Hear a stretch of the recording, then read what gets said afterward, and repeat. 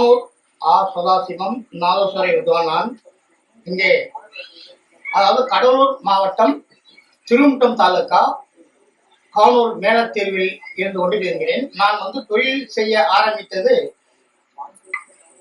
19 வயதில், 18-19. அதாவது 19 எனது ஆசிரியர் ஆரோக்கியசாமி அவர்கள் வரதாஜன்பேட்டை நம்ம கடலூர் மாவட்டத்தில் மிக பெறப்பட்டவர் என்பது எல்லாருக்கும் தெரியும்.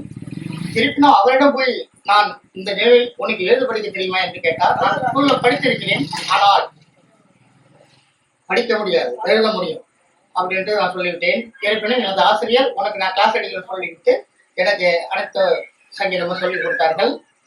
அவர் தேர்ச்சியான பிறகு எனக்கு ஏன் என்றால் படிக்க தெரியாது, பார்வையற்றோர் என்பது எல்லாருக்கும் தெரியும்.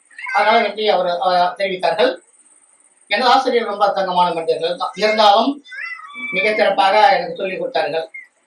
இருப்பினும் அவர் பாடத்தை அவர் சொல்ல இணங்க நான் அருமையாக படித்துக் கொண்டு அவர் கிட்டத்தட்ட 250 மாணவர்களுக்கு படித்துக் கொடுத்திருக்கிறார்கள்.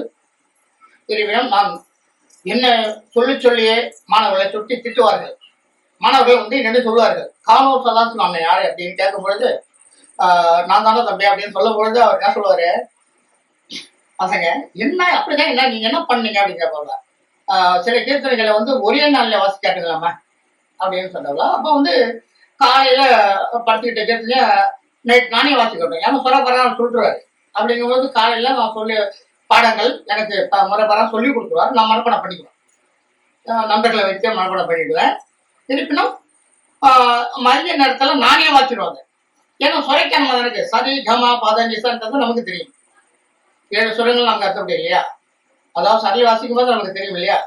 அப்படி இருக்கின்ற போது அதை சிறப்பாக செஞ்சு கொடுத்தோம். செஞ்ச உடனே அவர் ஆசிரியர் பாராட்டி ஒரு நாள் ஒரு கீர்த்தனை வாசி வந்ததால் அவர் சில கீர்த்தனைகளை என்னிடம் தயவு செய்து மறுத்தார்கள். பெரிய பெரிய கீர்த்தனைகள்லாம் மறுத்தார்கள். அதே மீறி ரெக்கார்டையே நான் பதிவு செய்து கேட்டு இந்த அளவுக்கு ஆளாகி நான் 10 பசங்களை இதுவரைக்கும் எனது மாணவர்கள் 10 பேர்களை நான் உருவாக்கி வைத்திருக்கின்றேன். இருப்பினும் நமது மக்கள் குரல் யூடியூப் சேனல் நமது நண்பர் வந்திருக்கின்றார்கள். அவர்களுக்காக நான்